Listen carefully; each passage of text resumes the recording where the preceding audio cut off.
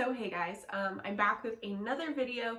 I promised you in another one of my videos, I can't remember which video, that I was going to review my books that I'd read over winter break.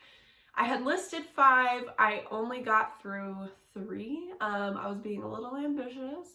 So I'd like to start with the first one. This was so funny and ironic that I found it because I had wanted to know more about being plastic free, and I just happened to find this plastic free book at a Goodwill. It was like the most perfect plastic free find because the whole point of like avoiding buying new things and avoiding buying plastic, and I happened to find it at a Goodwill, and even the cover and spine and everything, no plastic. So I think it's very cool.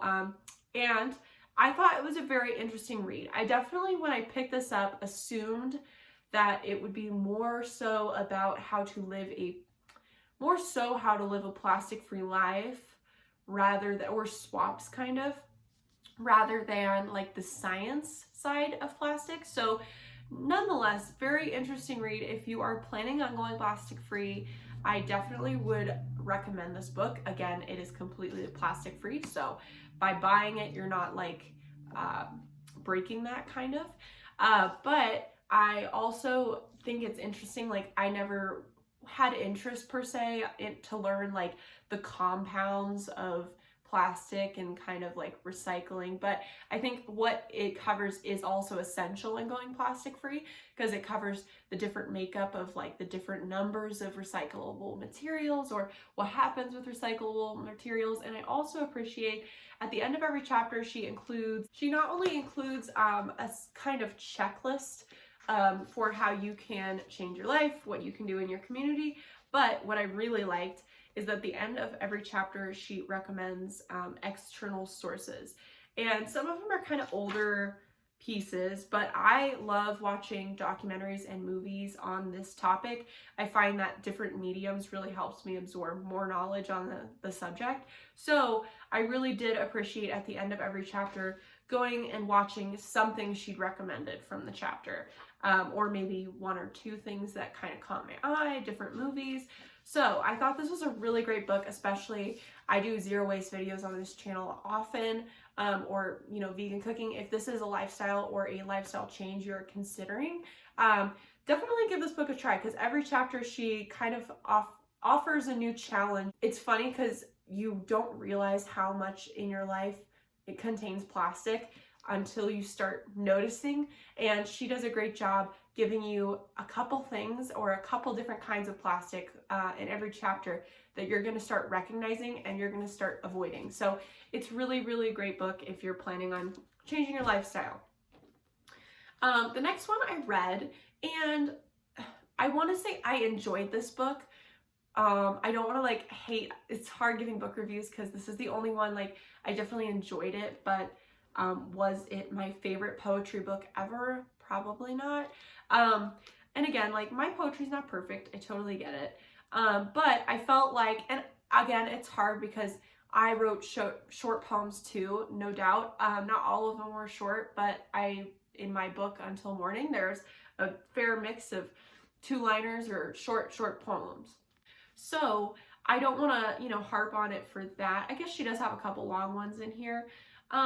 And some of them really hit with me. Like, as you can see, I don't know if you can see, but when I read poetry, I fold down every page I like, and there's a fair like 50 in here that I really, really liked.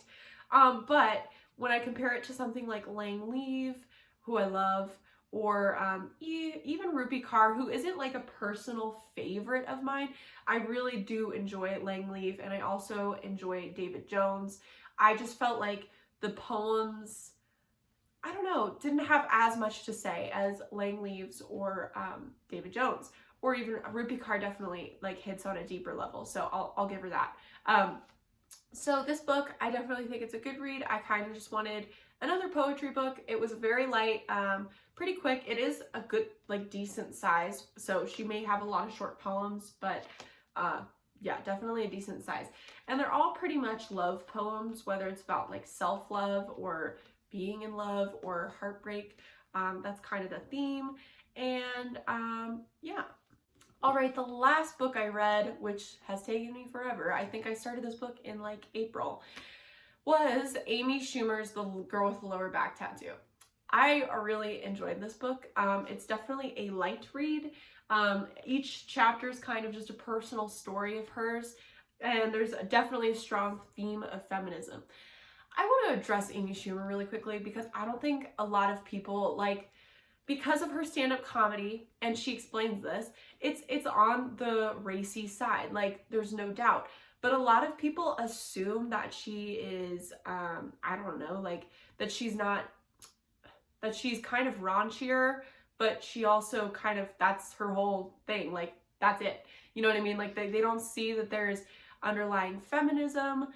They don't give any of her other like pieces of work a chance, like her screenwriting and her books, obviously, and her life. Like, she, to me, is such a feminist model. And I extremely like, so I honestly was never such a big fan of her stand-up comedy, especially in my younger years, because it's a lot about sex, and that's not necessarily something I like could relate to on a level of like engaging in humor about it yet. You know what I mean? So I feel like I'm in a different place now, and it's funny. But as a younger person, like, I never got it. I could see men kind of just not getting it as much. But I'm so glad I gave her movies and her books a chance, because oh my God, they are such gems, especially her movies. The themes of feminism, especially if you're a female, like in her movie I Feel Pretty or Trainwreck, your mind will be blown. Like, it's just so amazing what she creates. And even her show, there's so many skits that are so, I don't know, just blunt about how feminism is still existent today, and it's humorous. The level that she can explain it, it's so talented. I definitely love Amy Schumer. I think she's a really talented woman, and this book was just really enjoyable. Definitely had feminist themes, and she talks a lot about how her in the industry, she has been kind of victimized, like, as a woman, or like she talked about her even her movie Trainwreck, like, in different languages, how they translated it, just kind of based on her, like, the culture and how they perceived the themes of the movie or her as a woman, and how it like changed completely dramatically. And even in the titles, or how different interviewers, I think, yeah, interviewers would just be really rude, or their language would just be very rude, and they were trying to like play it off like it wasn't, but it was completely rude and offensive to her as a woman. And they were totally making the assumption that because she was a woman, or is a woman, that it was harder for her, or like her work is lesser. So I definitely think that this is a good read, especially if you're a woman, and I would recommend to check out her movies like Trainwreck and I Feel Pretty, because they are still two of my favorite movies probably ever, to this day. So those are the three I read. I'll be sure to update you guys on my next couple books I read, including Drowning Ruth. But thank you guys for watching. Be sure to subscribe if you liked videos like this. I'm also an author, so I do a lot of writing videos if you enjoy writing. And be sure to like this if you want to see more book reviews in the future. Thank you guys for watching, and I'll see you in my next video. Bye.